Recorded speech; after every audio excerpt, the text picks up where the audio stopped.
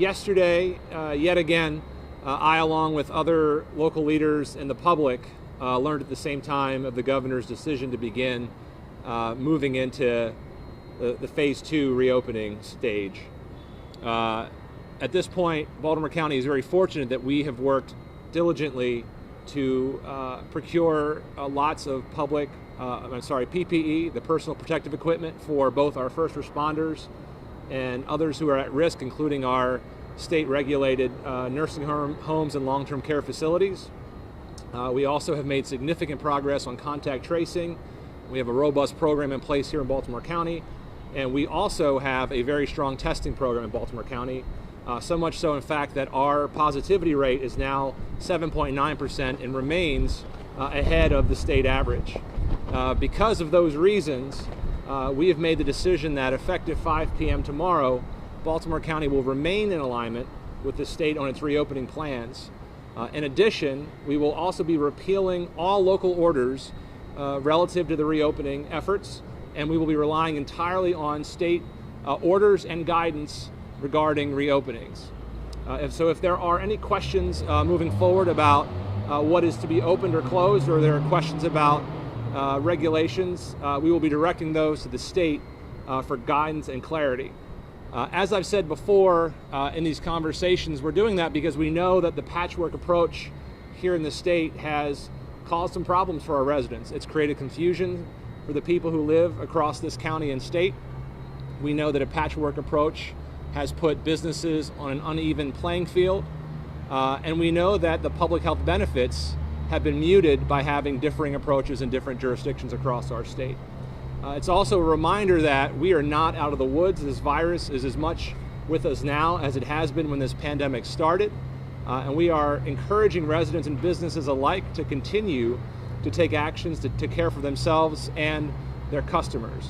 I want to especially highlight the fact that those who are most at risk, particularly our elderly residents, as well as those with underlying health conditions, remain at risk.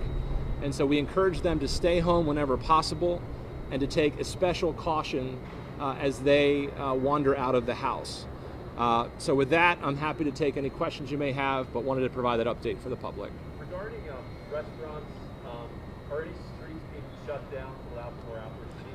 So yeah, we actually, it's funny you asked that question. We actually see Nancy Hafford, who's our president of the Towson Chamber here, and we are proactively working with our chambers to identify street closures, and we hope to have an announcement in the days ahead on that. But we are very much looking at ways to expand.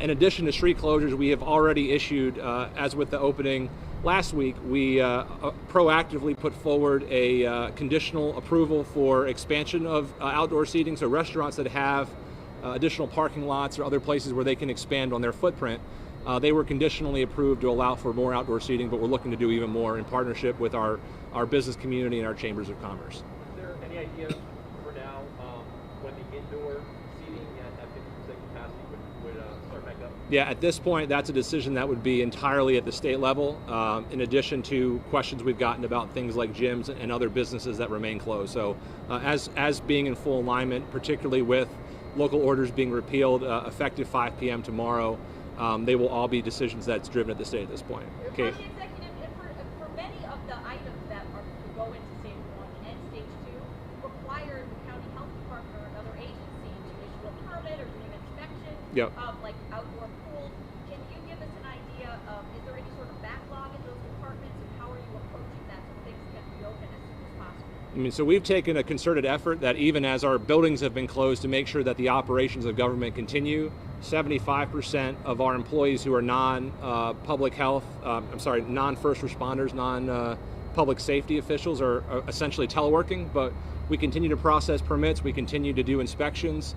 Oftentimes we're leveraging technology to make sure we're doing that. So on the things that we're still responsible for, we will absolutely continue to process them and do them, but in terms of decisions about businesses that are affirmatively closed at this point, we'll be looking to the state for their guidance in the days ahead and weeks ahead. If the state says we're going to go to phase 3 in 2 weeks, given what you just said about dropping all the other regulations, would you be amenable to phase 3 at this point in a certain period of time, or are you going to do another announcement like this? And are you frustrated that you're not being given a heads up? So, Yeah, so I'll say that we will reserve the right to continue to monitor the data, and if we see a significant increase, we will take action to make sure our residents are safe. We are not pre-committing to future steps at this point.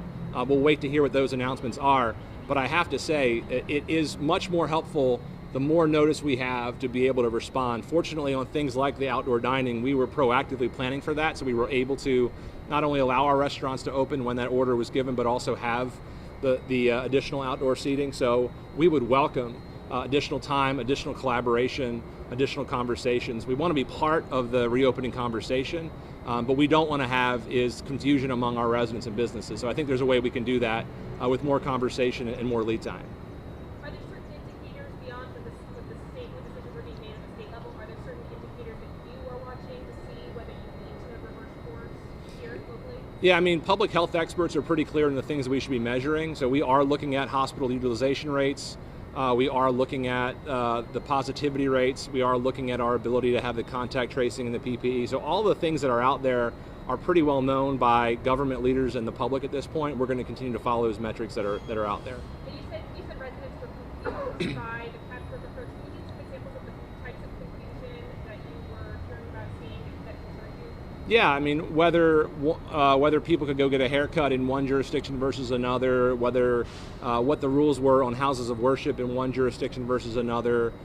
Businesses weren't sure if they should ask us or the state of Maryland for guidance if they had a question about face coverings or social distancing, things that we know are critical. But in some instances, based on the way things were written, we were responsible. In other places, the state was. So at this point, we think the best thing we can do to avoid that confusion and have a clear, consistent message to the public is to be in alignment at this point.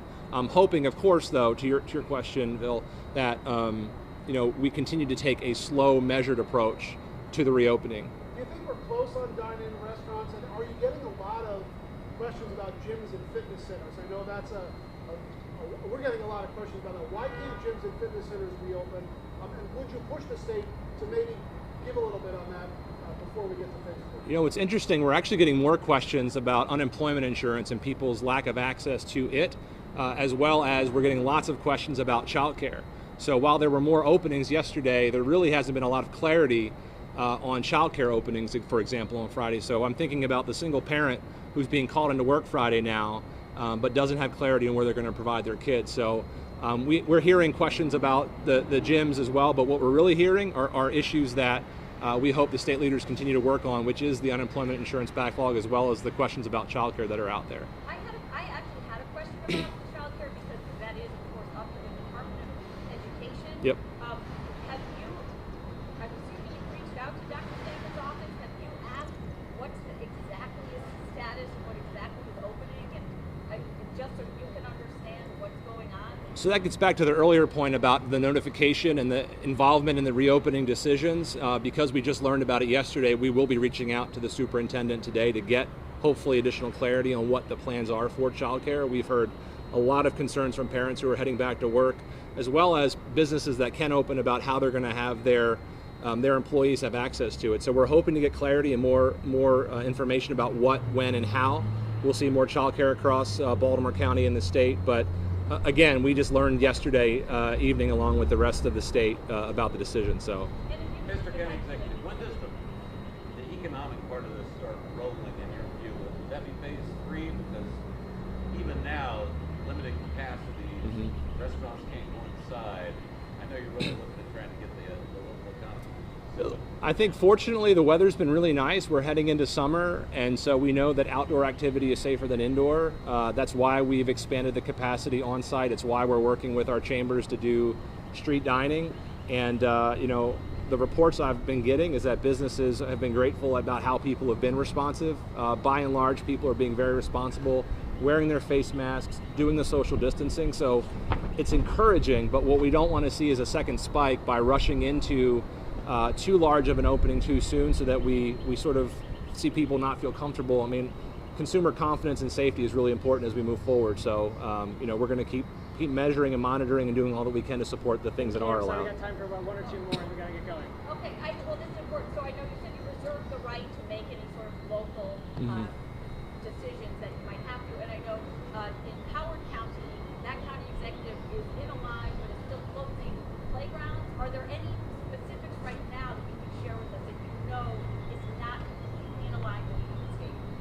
I'll have to get back to you on that, Kate. Again, this is every time there's a decision, it requires us to bring all of our team together to have those conversations, not just about what's allowed in terms of the businesses and the reopenings, but also internal government operations. So we'll have more updates on government operations, rec and parks, when we might be opening up our buildings back and what that might look like. But again, it's why it's so critical that we collaborate and have that partnership. We have conversations 3 times a week with all the 8 largest jurisdictions across the state. I would love to have that ongoing dialogue with the state and our partners there so that we know day in and day out what we're moving towards, so that we can do that planning and be more clear with the public. Also, do you think Linda LeBone should resign? You know, what's clear about the election is there were significant problems. What happened Tuesday was unacceptable. I know the governor has called for a full report by July 3rd. I look forward to seeing what that report includes, and there should definitely be people held accountable for those actions. And before I go, I think I'd be remiss if I didn't just mention the protests that are happening and the death of George Floyd in Minneapolis. Like for everyone else, it was heartbreaking to watch a man be killed who effectively did nothing wrong. And unfortunately, it was a reminder of how far we've yet to go. It was a reminder that racism still exists. It was a reminder of the reform needed. I think it's important for leaders to be listening right now, but I think it's also important that we understand the urgency of the calls for action and change that people are demanding. And while we've taken some important steps forward in Baltimore County, I know that we have more to do, and I just want people to know that we are listening and that we will keep that work moving forward. So, Can you elaborate on that? When you see her work, what would you like to see John do? Look, it's everything from more transparency to more training. It's the de-escalation. It's the implicit bias. It's putting information online. It's why we've established, even before the recent events, we've stood up a work group on police reform here in Baltimore County, on equitable policing, and we've brought together the stakeholders because we know that there's more needs to be done in Baltimore County and across our country, and so we're actively working on that. But we're listening. I think that's the most important thing that leaders should be doing right now. Great, thank you. Thanks, everybody.